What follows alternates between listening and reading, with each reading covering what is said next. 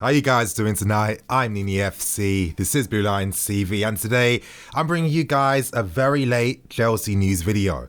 Now in today's video I'll be speaking about the big story today, and that's the club officially announcing the signing of Hakim Ziyech from Ajax. Other than that, I'll be speaking about reports linking us with Icardi, and of course I'm going to be giving my thoughts and opinions on Kante versus Ndidi. Now on social media today, there were some rumours coming around suggesting that Paris Saint-Germain were close to signing Kante.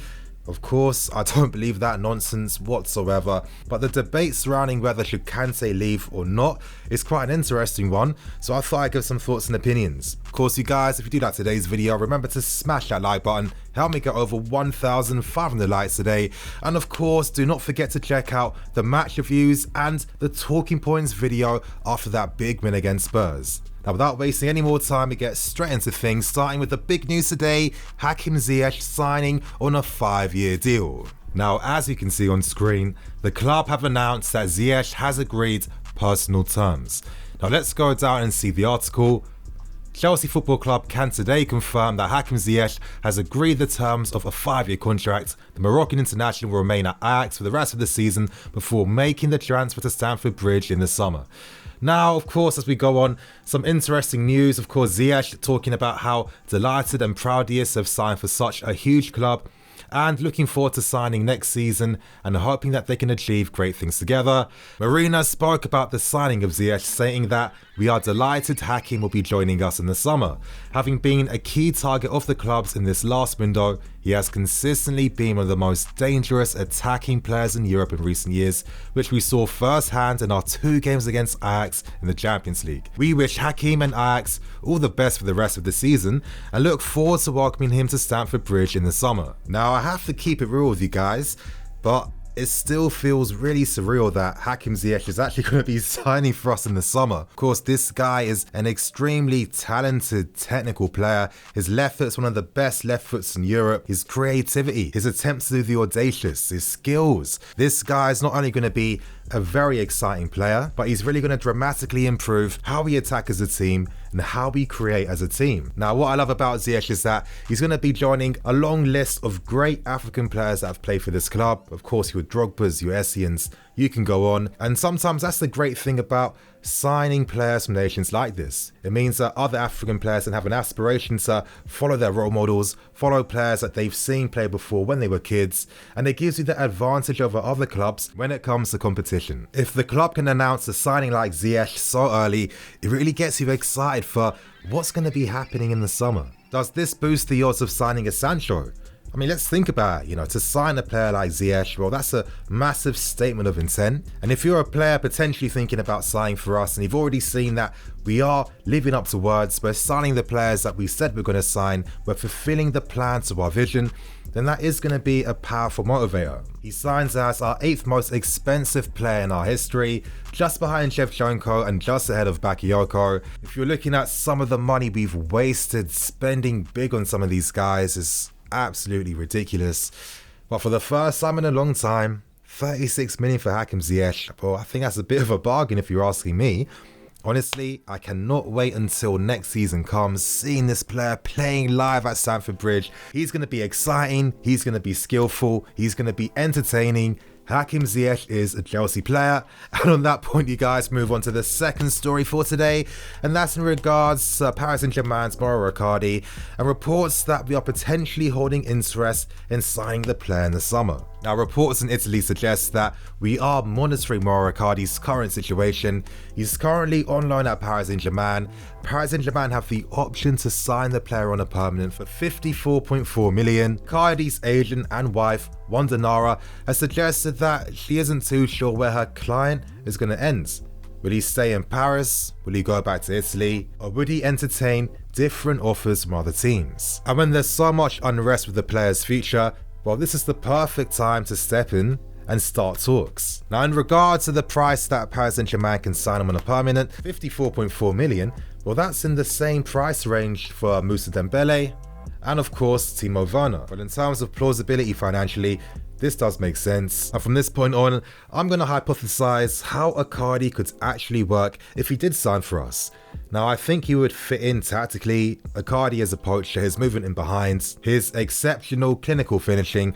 I mean, currently for Paris Saint-Germain, he's scored 19 goals in 28 games. He's got 11 goals in basically 14 appearances and 4 sub-appearances in Ligue 1. And to be honest, I think it would be great competition for Tammy Abraham. It's that clinical finishing ability that really separates Icardi from other strikers. It's what makes him a top-class striker compared to a good one.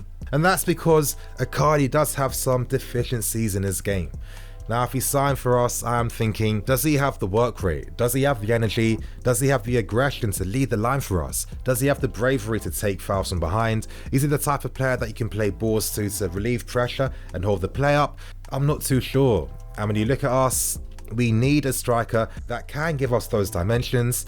And with Icardi, I feel like he's a bit too niche. Now, of course, defensively, we could subsidize this lack of defensive strength because, most teams we're playing against are basically parking the bus. I can imagine next season even more teams will park the bus. So Icardi's world-class ability inside the penalty box, he always evades his man, his clinical finishing with both feet, his exceptional heading as well. Well, I could see that making sense and I could see that helping us over the course of a season. But of course, in the big games and the games that matter against teams of decent quality, does he have enough of an all-round game to effectively lead the line for us? This is where I have doubts, but of course, maybe I'm only seeing things from a limited perspective. If Lampard or scouts were vouching for the player, maybe they feel like Icardi can offer more. Maybe they feel like if he was conditioned to be more aggressive and work harder, that he could be a great player to lead the line. These are all things to think about. In the comment section below, would you guys be happy to see Mauro Icardi sign for us in the summer? Let me know below. And on this point on, I'm going to end things talking about this whole stupid Kante rumour because it is, Kante agreeing terms to Paris Saint-Germain. I don't think so at all. But the reason why I'm even going to bring this up is just to give my thoughts and opinions on this debate. Now, throughout social media today, I saw the debate between Ndidi and Kante, with a lot of fans feeling like if we sold Kante, Ndidi would be the perfect replacement for us because some people feel that maybe the injuries are starting to catch up and pile on with Kante. A lot of people maybe see him as someone that's only great defensively, and that's really the main strengths of his game. Is Kante becoming like Michael Essien? Michael Essien was a world-class midfield player for us, but the successive knee injuries really hampered his career and really stopped him from becoming a legend for this club because he produced so many world-class moments. His overall play during the game, he was a midfield player that dominated. And of course, this is the reputation that Kante has built for himself. But for me, I think about the situation and I think that sometimes, let's say that Kante was starting to break down and maybe the club even thought to sell the player, would that be morally right? Because we've had 2 managers now in Sarri and Lampard that have both been rushing the player back. If he doesn't have the time to fully recover and recuperate, then naturally he is going to break down even more and become susceptible to even more injuries. Now, for a player like Kante, he's been one of our best players every single game for years now.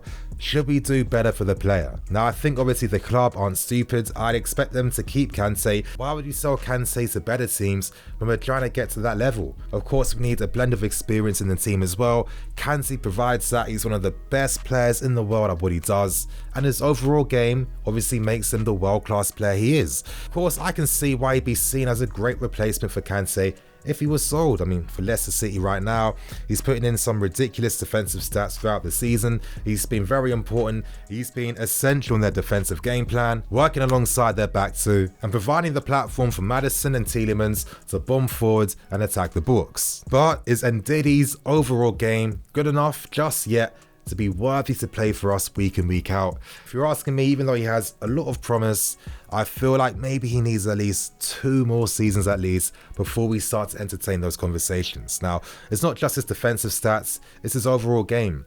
For me, I question his ability to receive the ball in the half turn. How many times this season have teams pressed him from behind, won the ball from him? I mean, let's not forget that game against Leicester City earlier this season where Mason Mount did the exact same thing I'm talking about. We can't afford to have a defensive midfield player not comfortable enough on the ball to receive the ball under pressure and move the ball forwards. We can't just look only at the defensive stats.